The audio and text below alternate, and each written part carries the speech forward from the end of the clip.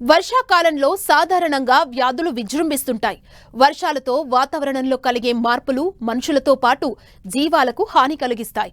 చిరుజల్లులకు అక్కడక్కడ పచ్చిక బయళ్లు పెరుగుతాయి. కొత్త చిగుళ్లనే అనేక క్రిములు ఆశిస్తాయి.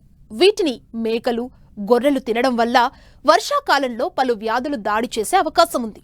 నిర్లక్ష్యం చేస్తే జీవాలు అనారోగ్యానికి గురై చనిపోయే ప్రమాదం ఉంది. అందువల్ల ఈ 3 నెలలు జీవాల పెంపకదారులు అప్రమత్తంగా ఉండాలని తెలియజేస్తున్నారు Gannavaram NTR college of veterinary science dean Venkataseshaiah.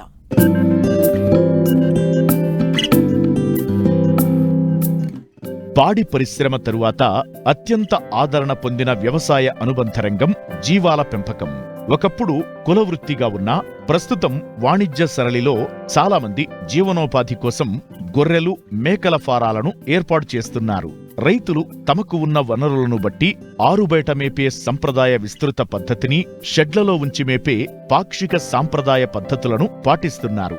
అయితే వర్షాకాలంలో గొర్రెల జీవాల పెంపకందారులకు కొంత గడ్డు కాలమే కాబట్టి జీవాలను ఎలాంటి ప్రదేశాల్లో ఉంచాలి, షెడ్ నిర్వహణ ఏ విధంగా ఉండాలో తెలియజేస్తున్నారు. గొర్రెలు, మేకలు ముఖ్యంగా మనకి వర్షాకాలంలో రకరకాల ఆరోగ్య సమస్యలు ఎదుర్కొంటూ ఉంటాయి. మన రాష్ట్రం ప్రధానంగా ఈ గొర్రెల పెంపకంలో మరి భారతదేశంలోనే ప్రథమ స్థానంలో ఉంది. మరి గొర్రెలు, మేకల పెంపకం మీద ఆధారపడి ఎంతోమంది సన్న చిన్నకారు రైతులు జీవిస్తూ ఉన్నారు. మరి ఈ వర్షాకాలంలో వీటికి ఏ విధమైనటువంటి జాగ్రత్తలు తీసుకోవాలన్నటువంటి అవగాహన అనేది ఉన్నట్లయితే మరి వాటికి అనారోగ్యానికి గురి కాకుండా కాపాడుకొని తద్వారా వీటి మరణాలు అనేవి మనం నివారించుకోవచ్చు. ప్రధానంగా మనం చూసినట్లయితే ఈ గొర్రెలు, మేకలకి గృహవస్థ అనేది మరి మన రాష్ట్రంలో చాలా తక్కువ మంది ఇస్తూ ఉన్నారు. వీటిని వర్షంలోనే ఎక్కువ శాతం ఈ గొర్రెలు, మేకలు అనేవి తడవడం వల్ల మరి వాటికి రకరకాలైనటువంటి ఆరోగ్య సమస్యలు వస్తూ ఉన్నాయి. కాబట్టి ఈ వర్షాకాలంలో ముఖ్యంగా పగలు బయట మేసినా కానీ రాత్రిపూట వాటిని తప్పనిసరిగా ఈ పాకల్లో ఉంచే విధంగా ఈ గొర్రెల పెంపకందారులు జాగ్రత్త తీసుకోవాలి. ఒక గొర్రెకి కనీసం 1 చదరపు మీటర్ స్థలం అనేది ఇవ్వాలి. అంటే ఒక ఆడగొర్రెకి 1 చదరపు మీటర్ స్థలం కావాలి. అలాగే ఒక పెరిగేటటువంటి పిల్ల అయినట్లయితే దానికి 0.5 అంటే 1/2 చదరపు మీటర్ స్థలం సరిపోతుందన్నమాట. అలాగే పొట్టేళ్ళు కనుక అయినట్లయితే సుమారు 3 చదరపు మీటర్ల స్థలం అనేది తప్పనిసరిగా ఇవ్వాలి. ఇక మనం ఈ గొర్రెలని గృహవస్థ చూసినట్లయితే వీటికి బాగా ఎక్కువ ఖర్చుతో కూడుకున్నటువంటి గృహం అవసరం లేదు. ముఖ్యంగా బాగా ఎత్తైనటువంటి ప్రదేశంలో మనం గృహవస్థ నిర్మించుకోవాలి. అంటే సులభంగా డ్రైనేజ్ ఉండేటట్లు ఉండాలన్నమాట. ఈ గృహవస్థలో మనం కొంత భాగం కప్పు ఉన్న ప్రదేశం, కొంత భాగం ఫ్రీగా తిరగడానికి ఏర్పాటు చేసుకోవాలి. మరి ఈ 1 చదరపు మీటర్ స్థలం అనేది కప్పు ఉన్న ప్రదేశం అంటే ఒక షెడ్ అనేది మనం వేసుకోవాలన్నమాట. ఈ షెడ్ వేసుకునేటప్పుడు మనకి లోకల్గా తక్కువ ఖర్చుతో దొరికేటటువంటి పరికరాలతో వేసుకోవచ్చు. ఈ నేల మాత్రం మనం ఎట్టి పరిస్థితుల్లో సిమెంట్ కాంక్రీట్ చేయకూడదు. మొరంతో మనం నింపుకొని బాగా దిమిసి కొట్టుకోవాలి.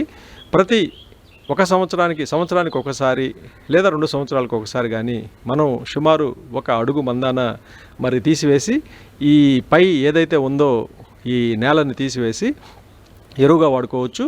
అలానే దాని స్థానంలో మరి మళ్ళీ ఫ్రెష్గా మనం మట్టిని కనుక మొరం నింపుకొని దిమిసి కొట్టుకున్నట్లయితే మరి చక్కగా ఎలాంటి అనారోగ్య సమస్యలు లేకుండా గొర్రెలు ఉంటాయి.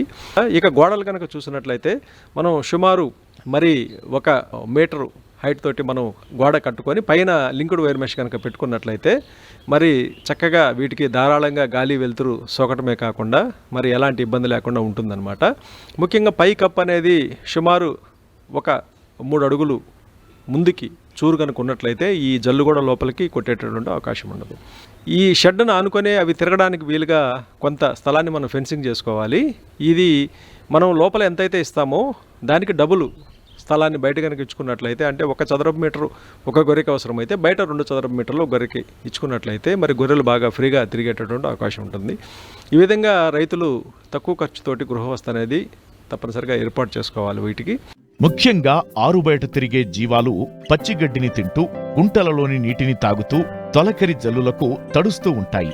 ఇలాంటి సమయంలో జీవాలు పలు రకాల రోగాలకు గురవుతాయి. చిటుక రోగం, గాలికుంటు, నీలినాలుక, పీపీఆర్ వంటి రోగాలు వచ్చి జీవాలు చనిపోయే అవకాశం ఎక్కువగా ఉంటుంది.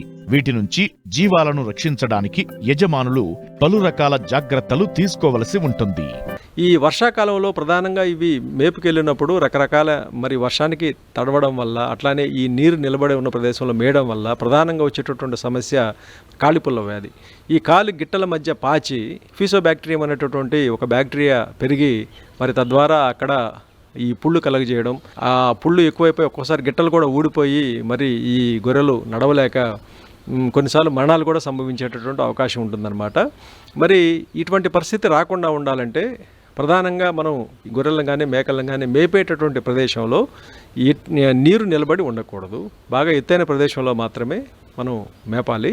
ఇక షెడ్లలో కూడా బురద ఉండకూడదు, బాగా ఎప్పుడు కూడా పొడిగా ఉండాలన్నమాట. ఇంకా మనకి ఈ వర్షాకాలంలో ప్రధానంగా వచ్చేటటువంటి ఇంకో సమస్య న్యూమోనియా. ఈ న్యూమోనియా అనేది ముఖ్యంగా ఈ పెరిగే పిల్లల్లో, అట్లానే ఈ గొర్రెల్లో కూడా, పాడి గొర్రెల్లో కూడా బాగా ఎక్కువగా వస్తుందన్నమాట. ఈ న్యూమోనియా అనేది గొర్రె తడవడం వల్ల ఈ వాటి యొక్క వ్యాధి నిరోధక శక్తి తగ్గిపోయి తద్వారా ఈ సూక్ష్మ క్రిములు ఆశించి ఊపిరితిత్తులు ఇన్ఫెక్షన్ గురవుతాయి. దీని ద్వారా ముక్కులంట మనకి ఈ గొర్రెలకి జిగట్ లాంటి పదార్థం కారుతూ ఉంటుందన్నమాట. మరి ఈ న్యూమోనియా అనేది ముఖ్యంగా ఈ పిల్లల్లో చాలా ప్రమాదకరమైనటువంటి వ్యాధి. చాలా పిల్లలు చనిపోయే అవకాశం కూడా ఉంటుందన్నమాట. అలాగే పెద్ద గొర్రెలు కూడా కొన్నిసార్లు చనిపోయే అవకాశం ఉంటుంది. కాబట్టి మనం మంచి గృహవస్థ కనుక కల్పించినట్లయితే ఈ న్యూమోనియా బారి నుంచి కాపాడొచ్చు. ముఖ్యంగా పిల్లల్ని ఎట్టి పరిస్థితుల్లో కూడా వర్షంలో తడవకుండా మనం చూసుకోవాల్సిన బాధ్యత ఉంది. అలాగే వీటికి బలమైన ఆహారాన్ని కూడా మనం వర్షాకాలం ఇవ్వాలి. ముఖ్యంగా ఈ పెరిగే పిల్లలకి దాణా అనేది కనీసం ఒక 200 నుంచి 250 గ్రాములు మనం కనుక ఇచ్చినట్లయితే మరి వీటికి పోషకాలు సమృద్ధిగా ఉండి తద్వారా వ్యాధి నిరోధక శక్తి అనేది తగ్గకుండా మరి ఆరోగ్యంగా ఉండేటటువంటి అవకాశం ఉంటుంది. అట్లానే ఈ గొర్రెలు కూడా వర్షం బాగా ఎక్కువగా ఉన్నప్పుడు బయటికి తీసుకెళ్ళకపోవడం మంచిది. ఇవి వర్షంలో ఎక్కువగా తడిచినప్పుడు తప్పనిసరిగా ఈ న్యూమోనియా అనేది వచ్చేటటువంటి అవకాశం ఉంటుందన్నమాట. ఇక ఈ వర్షాకాలంలో వచ్చేటటువంటి ఇంకొక మనం బ్యాక్టీరియా ద్వారా వచ్చేటటువంటి వ్యాధి కనుక చూసినట్లయితే ఇది ప్యాస్చురలోసిస్ అంటారు. అంటే గొంతు వాపు సంబంధించినటువంటి వ్యాధి. ఈ వ్యాధి సోకినప్పుడు సాధారణంగా ఈ జీవం అనేది ముఖ్యంగా ముక్కులంట బాగా కారుతూ ఉంటుంది, గురక లాంటి శబ్దాలు కూడా వస్తూ ఉంటాయి. ముఖ్యంగా ఈ వర్షానికి తడిచినప్పుడు వ్యాధి నిరోధక శక్తి తక్కువగా ఉన్నప్పుడు మరి ఈ క్రిములు అనేవి బాగా ఎక్కువగా అభివృద్ధి చెంది తద్వారా ఈ గొర్రెల్లో ప్యాస్చురలోసిస్ అనేటువంటి వ్యాధిని కలుగజేస్తూ ఉంటాయి. కాబట్టి మనం ఈ వ్యాధి కూడా నివారించుకోవాలి అనుకుంటే వీటికి టీకాలు ఉన్నాయి, మంచి టీకాలు మనకి ఈ ముందుగానే వర్షాకాలపు ఆశించే ముందే మరి ఈ టీకాలు అనేవి తప్పనిసరిగా ప్రతి రైతు వేసుకోవాలి. గొంతువాపు సంబంధించినటువంటి టీకాలు. అట్లానే ఈ గొర్రెల్ని ఎక్కువగా వర్షంలో తడవనీయకుండా బలవర్ధకమైనటువంటి ఆహారం కనుక ఇచ్చినట్లయితే మరి ఈ సమస్య అనేది మనం నివారించవచ్చు. అలాగే వర్షాకాలంలో ఇంకొక ప్రధానమైనటువంటి సమస్య ఏంటంటే అంతర్పరాన్న జీవులు. గొర్రెలు ఎక్కడంటే అక్కడ నీళ్లు తాగుతూ ఉంటాయి బయటకు వెళ్ళినప్పుడు. ఈ నీళ్లు తాగినప్పుడు ఏదైతే ఆ నీరు అనేవి ఈ గొర్రెల యొక్క మూత్రం కానీ అట్లని గొర్రెల యొక్క పేడతో కలుషితమైనప్పుడు మరి వాటిలో ఉన్నటువంటి ఏదైతే బ్యాక్టీరియా కానీ పరాన్నజీవులు కానీ, ముఖ్యంగా పరాన్నజీవులు గుడ్లు అవి నీటి ద్వారా లోపలికి వెళ్ళి అంతర్పరాన్నజీవులుగా మారతాయన్నమాట.